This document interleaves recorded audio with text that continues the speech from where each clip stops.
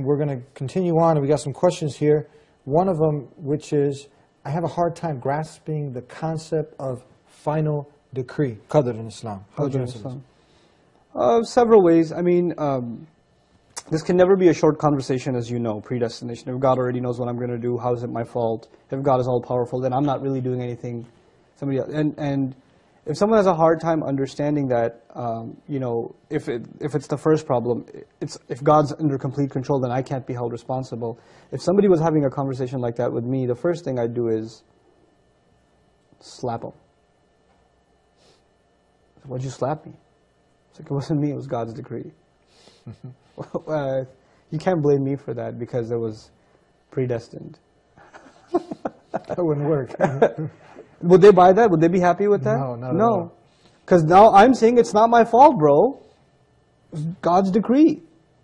They even know that at a practical level, this makes no sense. They know that.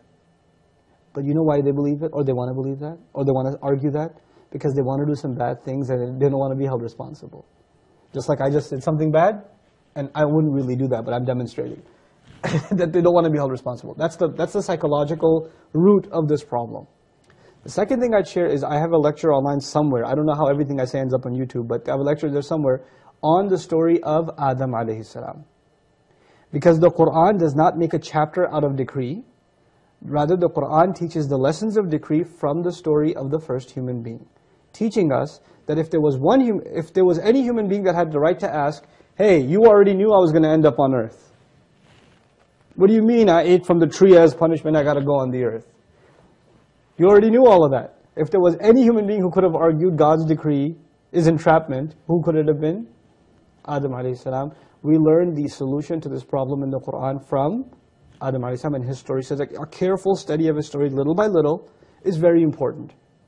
And at the same time, you know what Shaitan said? Oh, you planned this whole thing against me. You made me slip. So the one who says God decreed me to slip is who? The devil. The devil. The one who says, I was the one who was wrong. رَبَّنَا ظَلَمْنَا أَنفُسَنَا. We wronged ourselves. Not God wronged us, we wronged ourselves. If He doesn't forgive us and show us mercy, we'll be from the losers. The one who admits his own fault is Adam. The one who refuses to admit his fault and says it's God's fault is? The devil. The devil. That's what we're learning in the first human being story. No surprise, they call this the oldest problem in philosophy. The devil wants to continue what his failure, he wants to inject that virus into us. It's the oldest problem in philosophy because that's Shaitan's problem. Predestination was Shaitan's problem, you know. The third thing, if somebody is really philosophically inclined, you know, some of our listeners, our viewers, they can understand simple arguments and that's enough for them. And some are very, very deeply philosophically inclined and they like to read, you know, deeper literature on these kinds of things. For them, there's a book I recommend. A friend of mine, actually, a senior in our community in Dallas, wrote the book. He's a sociologist, an anthropologist, a Muslim scholar by the name of Salahuddin. He wrote a book called God, Islam, and the Skeptic Mind. I think it's a fantastic book. I read it on my trip to London. I had 9 hours to kill. And it's a collection of discussions that college students had with him about their, you know, skepticism about belief in God, predestination, Sharia, etc., etc. And he collected all of them in one book. Just a transcript of those conversations. It's very, very well done.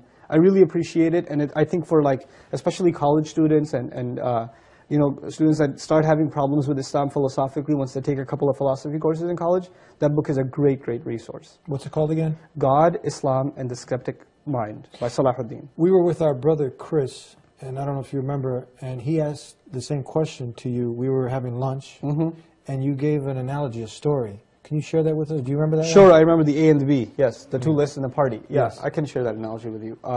That's actually the way my teacher explained it to me, because I used to have the same question, and you know, different people are satisfied different ways. I was satisfied with that explanation. He was satisfied with that also, yeah. Okay, so I'll share it with you. Now imagine that I'm throwing a party. Yeah. And I make 2 guest lists, people I'm going to invite. Guest list A and guest list B. Guest list A, it's secret. These are the people I'm going to invite, and nobody knows who's on this list. Nobody knows. It's a secret list. Guest list B is open. And I say to people, if you want to be on B, here's what you got to do. I give them a few to-do lists, and if you do these things, you can get on guest list B. Now here you are, you want to come to my party. You got 2 options. Maybe I'm on guest list A, I don't know. Or maybe I should try to get on guest list, B. If you say, well, I'm not going to bother trying to get on B, I'm probably already on A. You know what that proves? That proves you didn't really want to go to the party that bad. Because you're gambling, aren't you? But if you say, you know what, maybe I am on A, but maybe I'm not. But I really want to go to this party. What should I do?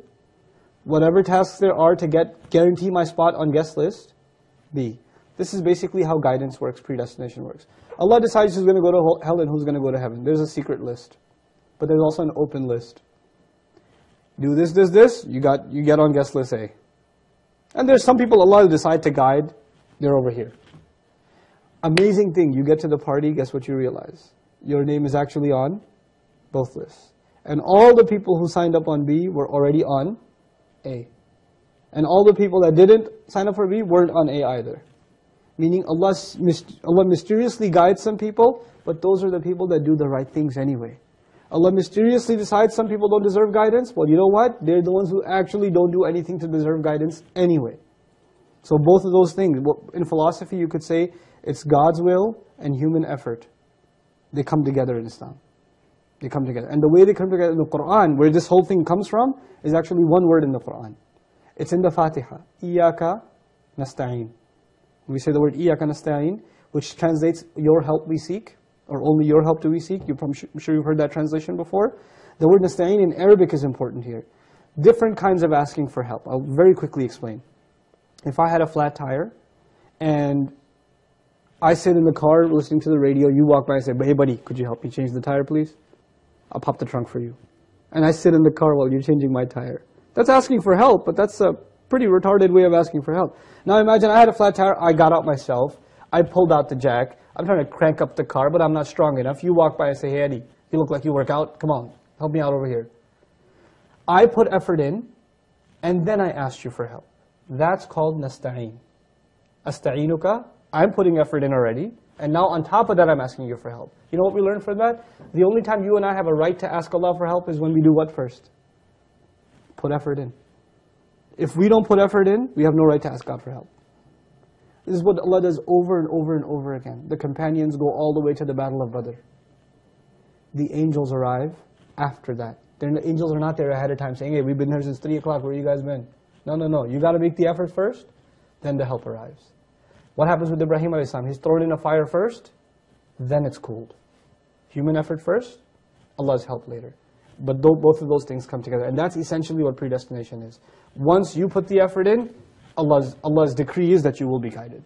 Last minute that we have for our brothers in humanity, the not yet Muslims, and even the Muslims who now they've been away from Islam, and they are coming back. They watch some of our shows, they like what we have to say. What advice do you give to them, to the not yet Muslim and the Muslim, some of the basic things they can do right now to get back on track, or to get on track? Number one, you are in the opportunity of a lifetime. I mean, gosh, if you make tawbah now, if you repent to God now, and you change, you don't even do anything yet. You just sincerely turn to God and say, I'm turning back to you. I'm going to change my ways for you. Then you are in a better position than any scholar, any worshipper, any Muslim on the planet. Why? Because your slate is entirely clean. That's what tawbah is. And not only that, Allah adds another incentive. Maybe you have this endless mountain of sin behind you, and you're wondering, how could I just get rid of all of that? God's promise, He takes those mountains of sins, فَأُولَٰئِكَ يُبَدِّلُ اللَّهُ سَيِّئَاتِهِمْ حَسَنَاتٍ Surah Al-Furqan, 25th surah. Those are the people, the ones who sincerely repent to God, or turn back to God. He will take all of their endless mountains of evil deeds and convert them to good deeds, just because they repented. So not only are you starting at 0 sin, you're starting at billions of good deeds, because all of your billions of bad deeds have actually been converted, just from that one act. This is the opportunity you're sitting on.